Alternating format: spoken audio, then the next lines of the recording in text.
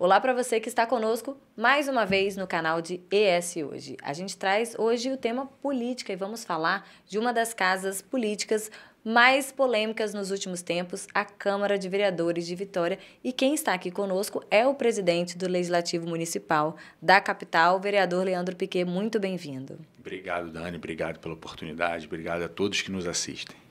Eu começo perguntando justamente sobre isso. O protagonismo da Câmara de Vitória é muito o resultado de um perfil de um vereador, que nós vamos falar sobre ele mais profundamente, Armandinho Fontoura, que buscava, de fato, chamar atenção, tinha um comportamento completamente diferente do senhor, mais contido. Como é que é estar à frente da Câmara neste momento? Dani, assim, é importante a gente iniciar essa conversa colocando a seguinte situação. Tivemos duas eleições para a presidência da Câmara antes da minha. Em nenhuma das duas eu coloquei meu nome para disputar. Eu venho repetindo isso, eu não estava na minha cabeça nem no meu coração me tornar presidente da Câmara. Depois de todos esses fatores, de todas essas dificuldades que a Câmara viveu, meus pares vieram e me incentivaram a colocar meu nome. Entenderam que minha postura, que é a postura de um vereador que conversa tanto com a extrema esquerda quanto com a extrema direita, que transita, que tem bom diálogo com todos, seria o quadro, seria o perfil ideal para retomar o protagonismo da Câmara de Vitória. A Câmara de Vitória é um poder fundamental para a gestão da prefeitura, para a relação da prefeitura com o governo do estado, para a gente pensar não só em Vitória, mas toda uma grande Vitória. A população flutuante é muito grande, as pessoas moram num município, trabalham em outro.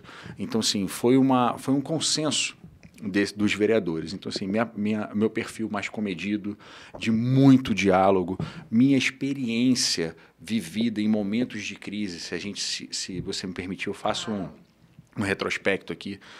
Eu tive uma passagem pelo IASES. IASES é a antiga FEBEM, né, que é aquele presídio de menor, vamos falar sem técnica. Eu peguei o IASES na época que estava com muitas rebeliões, tinha 2 processos de intervenção, com uma OCIP e uma OAS. Então a gente entra no IASES, revê todo o procedimento, revê toda a parte administrativa. O número de adolescentes aumenta muito, porque você não tem controle da porta de entrada, que quem bota os adolescentes para dentro é a polícia e quem solta é o judiciário. Então você faz essa gestão dessa medida socioeducativa. A gente termina com as rebeliões em 6 meses e economizamos mais de 20 milhões para o Estado. Saindo do IASES, eu me tornei subsecretário de integridade. É uma pasta que é responsável por combate à corrupção cometidas por pessoas jurídicas em licitações e contratos. Isso envolve a relação direta com o secretariado e grandes empresários. Era uma lei nova que foi sancionada naquele período fora Dilma, de 2013. Então, o Espírito Santo foi o protagonista, foi o primeiro estado a aplicar a lei no Brasil. Nós nos tornamos referências. Em 2017, ganhamos o prêmio Top of Mind, a instituição mais lembrada no combate à corrupção. Isso no auge da Lava Jato, a gente está falando disso, onde a PF era o protagonista. Na sequência, eu fui convidado para ser corregedor-geral do Estado, para exatamente julgar os recursos dos policiais envolvidos na maior crise de segurança pública que o Estado do Espírito Santo viveu.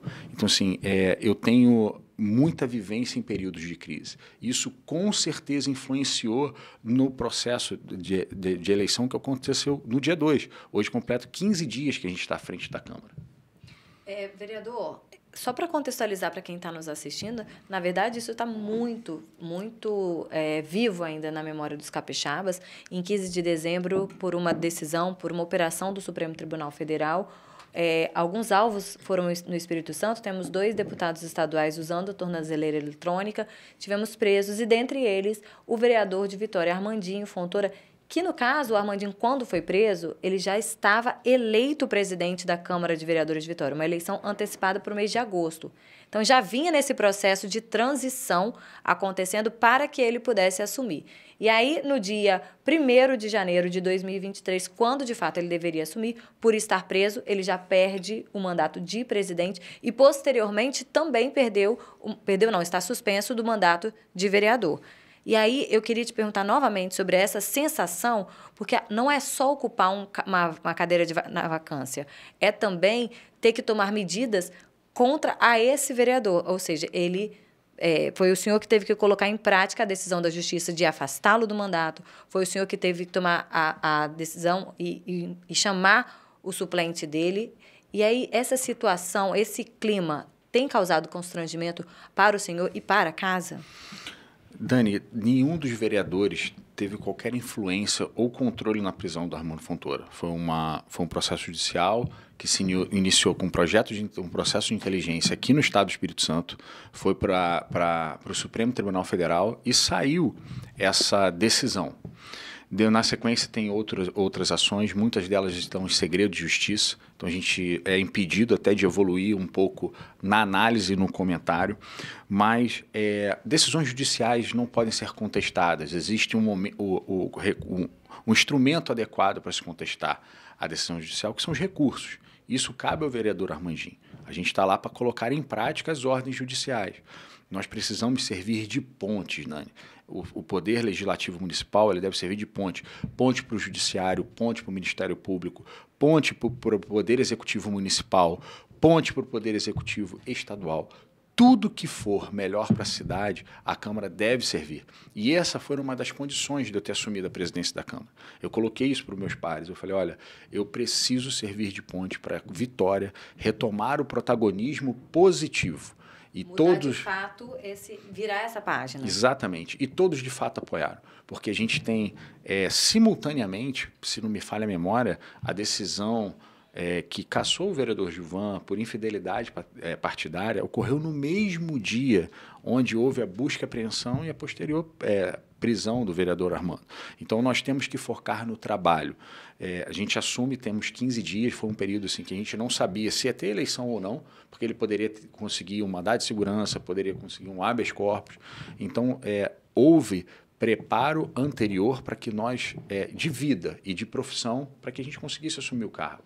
Mas não houve uma preparação para assumir a parte administrativa, até porque ninguém esperava que isso acontecesse.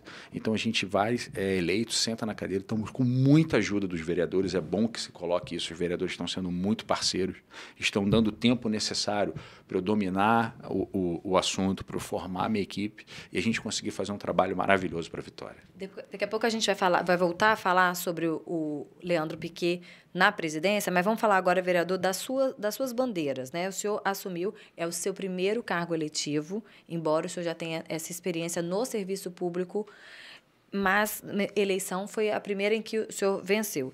E aí chega com duas bandeiras, educação e bem-estar animal. Quais foram as conquistas já obtidas? Dani, eu busco trazer sempre a ciência e a técnica para a política. E para fazermos isso, um instrumento que eu utilizei foi a pesquisa. Nós fizemos uma pesquisa para identificar qual seria o maior problema da educação de Vitória e criar soluções. E nesse processo, a gente identificou que um dos maiores problemas da educação de Vitória era a fome. As crianças entravam no colégio passando fome, porque a última refeição que ela tinha feito foi na escola no dia anterior. Isso quando é dia de semana. Quando é final de semana, muitas vezes ela não sequer comia no dia anterior. Então a criança entrava às 7 horas e a primeira refeição era servida às 9. Se nós, adultos, já com mais consciência, temos dificuldade de trabalhar, de nos exercitar com fome, como é que uma criança que está no ensino fundamental de 6 meses, 1, 2, 3, 4 anos, vai conseguir aprender se ela está com fome? Entendo que a técnica tem que acompanhar a política. E um dos instrumentos que fundamenta as decisões políticas está na pesquisa, que você traz você sai do achismo e traz um fato para que você consiga enfrentar. E a gente identificou que um dos maiores problemas da educação de Vitória era a fome. As crianças entravam com fome no colégio. Muitas vezes, a última refeição que essas crianças tinham feito foi no dia anterior, na própria escola. Isso quando não era final de semana, que às vezes ela ficava um dia inteiro sem comer. Então, a gente sugere ao prefeito a mudança da política de merenda escolar. Hoje, as crianças do ensino fundamental, né, do ensino que é de responsabilidade do município de Vitória, ao chegarem nas unidades educacionais, recebem um de jejum, as que entram no período da manhã. No período da tarde, recebem uma colação. Então, elas começam a estudar com a barriguinha cheia. Assim, nós temos dificuldades de trabalhar com fome. A gente não consegue se exercitar quando está fome. Como é que uma criança de 1, 2, 3, 4 anos, que são as crianças que ficam no ensino fundamental, vão aprender com fome? Então, assim, a gente fez esse grande projeto, o prefeito Lourenço Pasolini acatou, investiu na política de merenda escolar e hoje a gente consegue um ensino muito melhor. Eu queria até fazer um destaque. O senhor tem um filho que também na unidade infantil, né? Da rede pública. Da rede pública. E eu acho sempre que vale destacar, se a maioria dos vereadores ou todos os vereadores e prefeitos, os agentes públicos tivessem os filhos usando o serviço público, talvez eles estivessem, o resultado fosse melhor para a sociedade, né? Eu fiz questão de fazer isso até como presidente da Comissão de Educação, exatamente para que eu pudesse verificar de perto, viver exatamente o ensino fundamental. Então, coloquei meu filho, é importante colocar que o ensino fundamental aqui de Vitória é muito elogiado, já vinha sendo elogiado, agora ele está potencializado, as escolas sofreram diversas reformas, então outras unidades educacionais sendo construídas. É óbvio, vai chegar um momento que eu vou ter que tomar uma decisão até de mudar meu filho, até para abrir vaga, porque graças a Deus eu tenho condições financeiras de pagar uma escola particular, mas enquanto há vaga no colégio e eu tenho oportunidade de ter esse contato direto com o serviço público, que por sinal é muito satisfatório. Meu filho chega em casa hoje, né, na hora do almoço, hoje não que ele está de férias, mas no período letivo ele chegava e falava assim, papai não quer comer. A gente paga tanto imposto, ainda que eu não precise de ajuda do Estado para servir alimento para o meu filho, mas é uma satisfação enorme, sabendo que o seu filho está sendo bem cuidado, está recebendo educação de qualidade e está se alimentando bem no colégio. Essa política, para quem nos ouve ter noção da dimensão dela, a gente tem praticamente 40 mil alunos na rede municipal de ensino. Agora, quantos pais e quantas mães deixam de comer para dar para o seu filho? Vitória não tem 400 mil habitantes. Se você só considerar que a gente sabe que na áreas mais pobres não só é pai e mãe que moram com os filhos, tem tio, tem avô, tem primo. Então, assim, se a gente pegar os 40 mil alunos, tá, e colocar mais 40 mil mães, mais 40 mil pais, se você fizer essa conta, são 120 mil pessoas. A gente está chegando quase a metade da população de Vitória. Então, assim, é política de baixo custo e alto impacto. E aí, eu queria falar da outra bandeira, que é o bem-estar animal. Por que essa bandeira? Por que o senhor elegeu isso?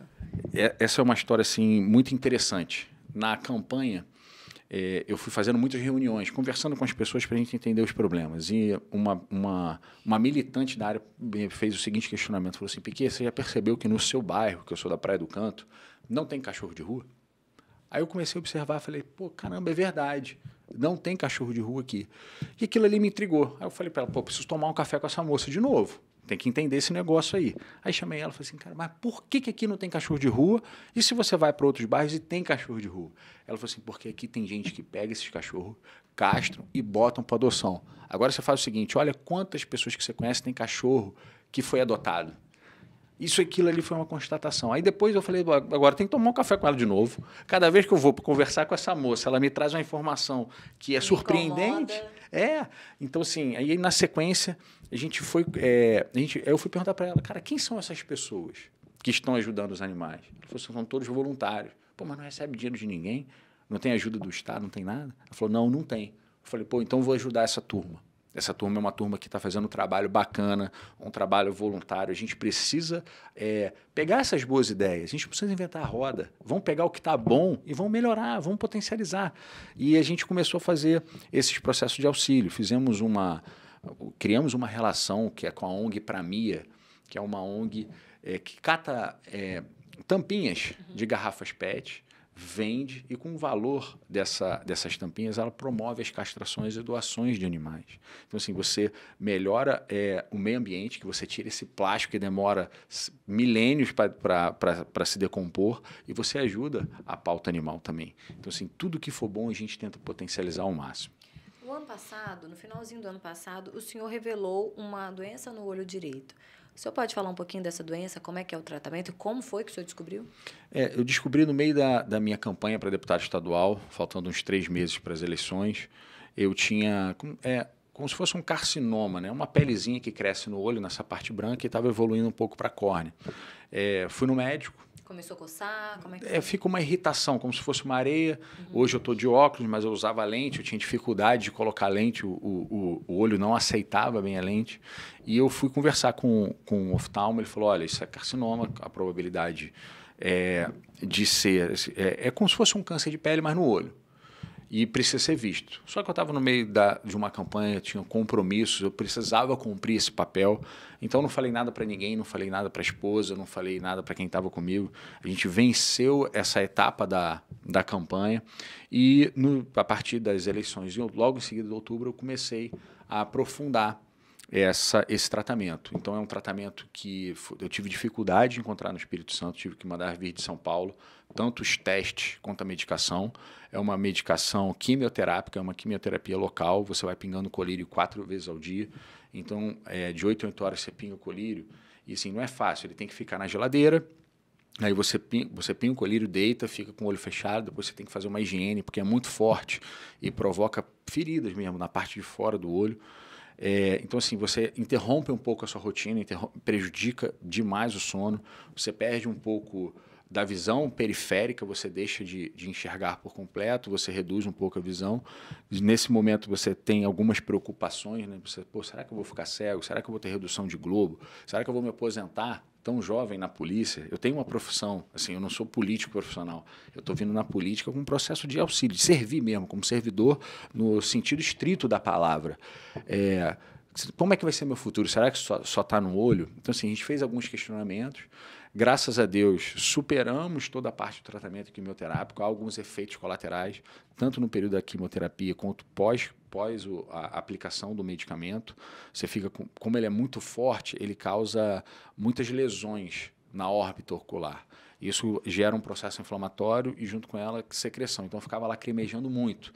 Hoje, graças a Deus... E a rotina, lógico, a gente precisa adaptar, porque tem os horários de botar o colírio e de ficar deitado. Mas, fora isso, pôde continuar fazendo tudo? Sim. Pegando peso, que pega o filho no colo, correndo, fazendo atividade física, as atividades que a Polícia Civil impõe. Você tem alguma restrição, né, no volume de trabalho. Fiz isso para cuidar da minha saúde. Saúde é a única coisa que você tem certeza que vai te acompanhar até os últimos dias. Então, assim, era o momento de eu cuidar um pouco de mim. Fiz essa restrição, mas não cheguei a entrar com nenhum atestado, tanto para a Câmara quanto na polícia. Obviamente, se o médico estava marcado num horário de trabalho, eu tenho que priorizar o médico, mas assim, não fiquei afastado de nenhuma atividade. Eu tinha duas opções, Dani. Ou eu vivia a doença, ou eu vivia a vida. Eu preferi viver a vida, tocar a vida e dar essa volta por cima. Então, assim, eu até deixo a oportunidade, assim, qualquer coisa que você veja na pele, no olho, é importante procurar um médico. Na questão de olho, assim, é muito importante. Ainda que você não tenha nada, óculos escuros, eu não sabia da necessidade, da importância de se utilizar óculos escuros, até no dia a dia. Na praia, então, nem se fala, a questão do protetor. Então, assim, a gente vem com algumas restrições em relação a isso. É para além do modismo, né? É muito mais importante que isso. O senhor falou duas coisas aqui que acho que vale a gente desenvolver a partir de agora. Uma, polícia. Duas, política. A sua primeira eleição foi a de 2020, é isso? E o senhor ganhou como vereador. Em 2022, o senhor concorreu a deputado estadual, chegou a ser suplente, né? Sou suplente. É suplente. A política veio para ficar de fato? Não é uma passagem?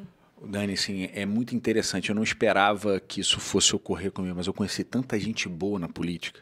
E assim, a evolução da humanidade ocorre na política, né? Você deixa de valer a lei do mais forte e vai para o diálogo. Política é diálogo.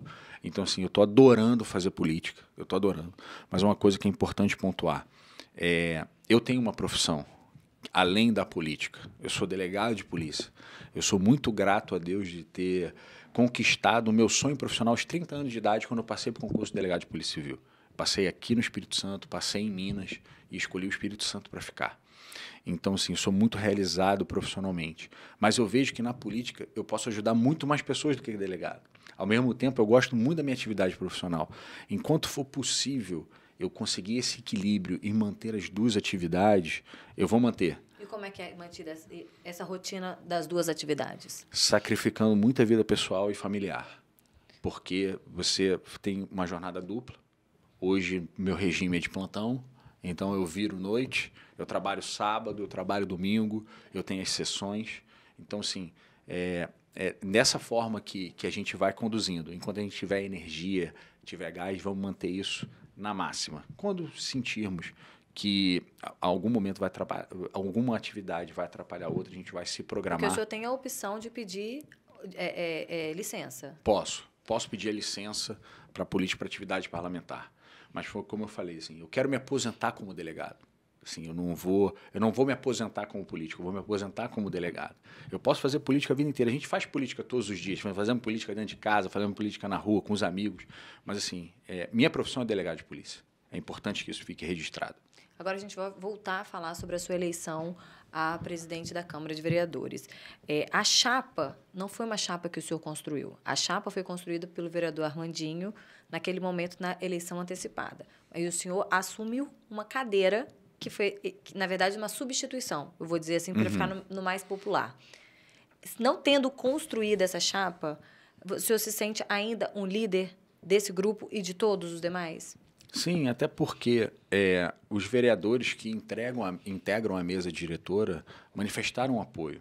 Assim, isso foi uma grande conquista para mim, até uma conquista pessoal, porque você tem votos de vários espectros ideológicos na política.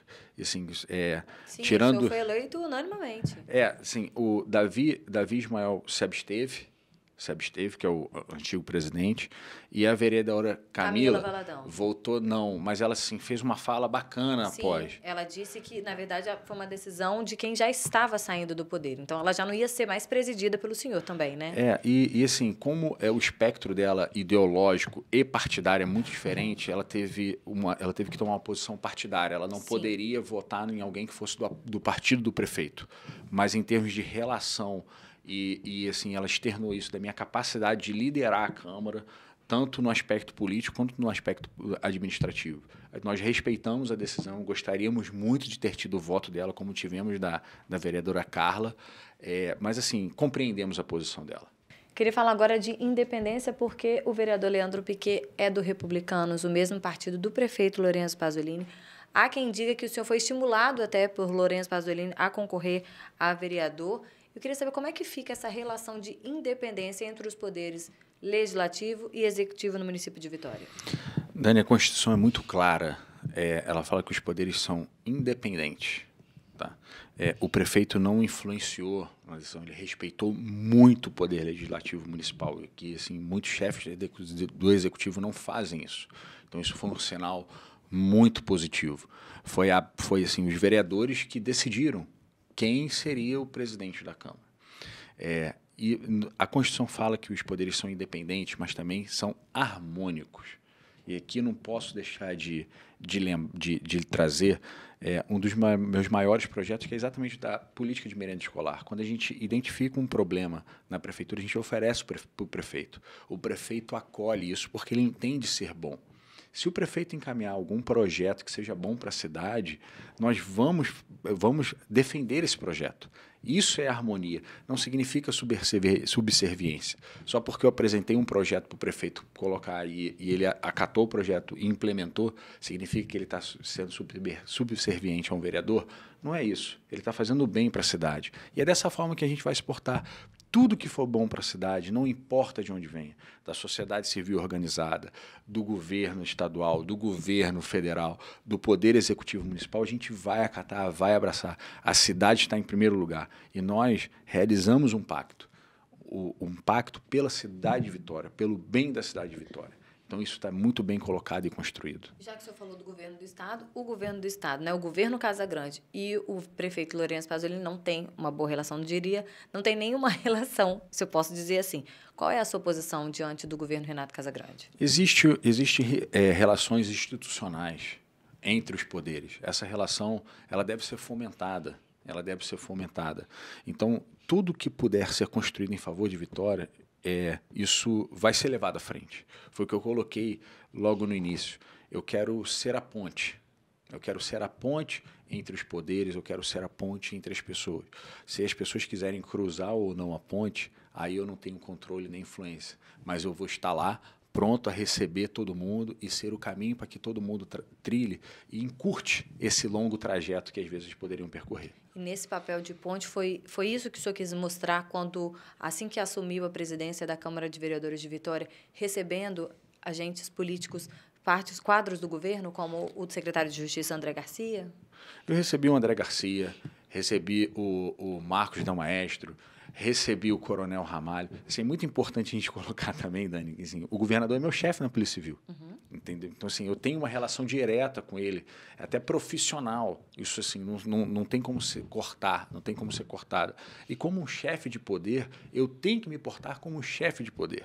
E tenho que ver o que é melhor para a Vitória e para o Estado do Espírito Santo. Se eu não estiver fazendo isso, eu não estou fazendo política, eu estou fazendo politicagem.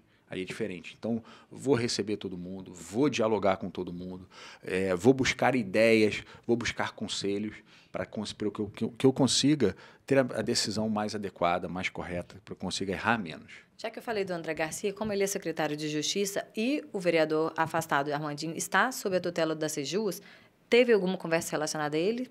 Não, a gente não entramos na questão do vereador Armando Fontoura. Eu fiz uma conversa republicana com o André, eu já tive uma oportunidade de trabalhar com o André no passado. O André foi meu chefe como secretário de segurança, então tinha essa relação, ele me fez uma visita institucional.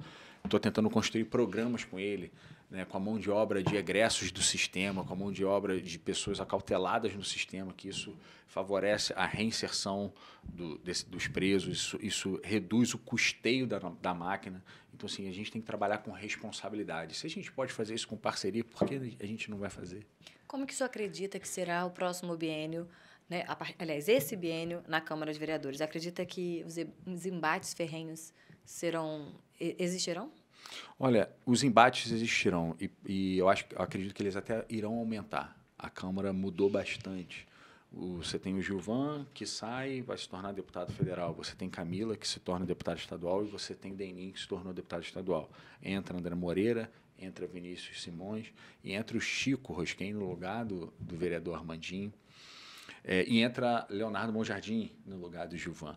Então, assim, a Câmara se torna muito mais plural, muito mais diferente e com espectros políticos diferentes. São perfis diferentes de vereador. Isso fez com que a Câmara se renovasse muito. Se você parar para pensar, é quase um terço de renovação.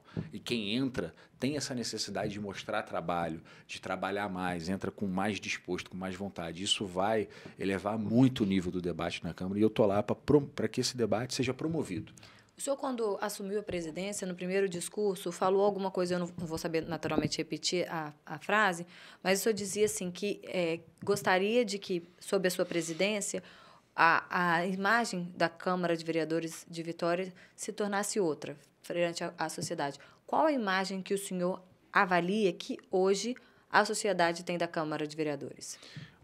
Você vai às ruas e ouve os comentários. Os comentários que se tem na rua, que a Câmara de Vitória se tornou um palco de brigas, um palco de disputas ideológicas.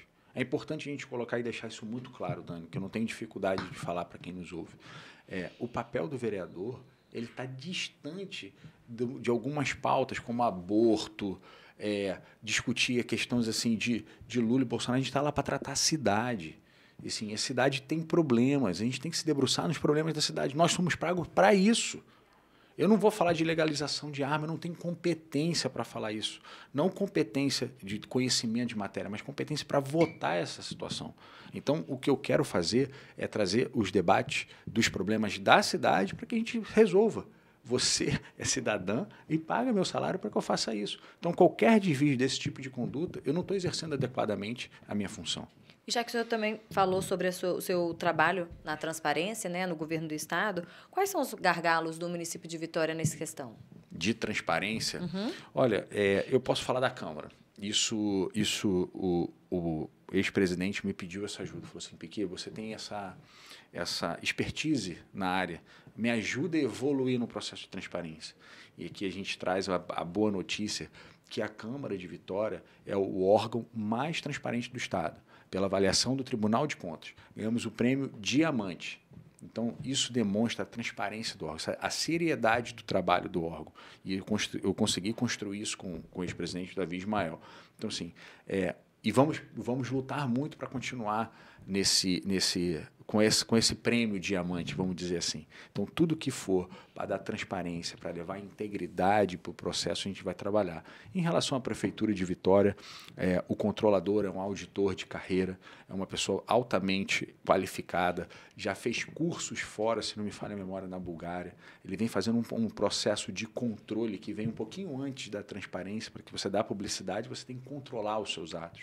Então, assim, a Prefeitura de Vitória tem evoluído nesse aspecto também, mas eu tenho orgulho de dizer que a Câmara Municipal hoje é detentora do Prêmio Diamante como o órgão mais transparente do Estado. Mais transparente, inclusive, de quem nos fiscaliza. Presidente, a gente vai encerrando por aqui. Eu ia pedir para o senhor deixar uma mensagem para as pessoas, mas naturalmente que o senhor pode fazer, mas eu posso dizer que a Câmara de Vereadores de Vitória é talvez a primeira casa de leis do Estado do Espírito Santo que já começou a trabalhar, né? Porque desde 1º de janeiro, essa questão toda da saída do Armandinho, da entrada do suplente e da sua eleição, enfim, o ritmo já está bastante acelerado, né? 2023 chegou com tudo. Está muito acelerado. Além de ser a primeira a trabalhar, é um dos órgãos mais antigos do Estado do Espírito Santo. Os primeiros registros de operações do Poder Legislativo Municipal datam de 50 anos depois do descobrimento do Brasil. Então, assim, é um poder muito antigo. E lá, todos nós que estamos naquela posição somos passageiros. Então, nós temos que contribuir o que a gente conseguir para elevar o nível da Câmara. É dessa forma que eu vou. Aproveito para pedir ajuda, críticas e sugestões. A gente recebe de coração aberto, estamos totalmente desprovidos de vaidade e muito dispostos e muito animados para fazer um segundo biênio excelente e vencer esse processo, esses 2 anos de uma forma muito positiva para a Vitória. E assim eu vou encerrando a nossa entrevista, convidando os moradores de Vitória e a população capixaba a fiscalizar o trabalho das nossas câmaras de vereadores, porque eles estão lá representando o nosso voto e é quem está mais próximo da comunidade, dos bairros, são os vereadores. Presidente, muito obrigado pela sua participação e até a próxima. Obrigado. E para você que ficou conosco até agora, até a próxima Entrevistas.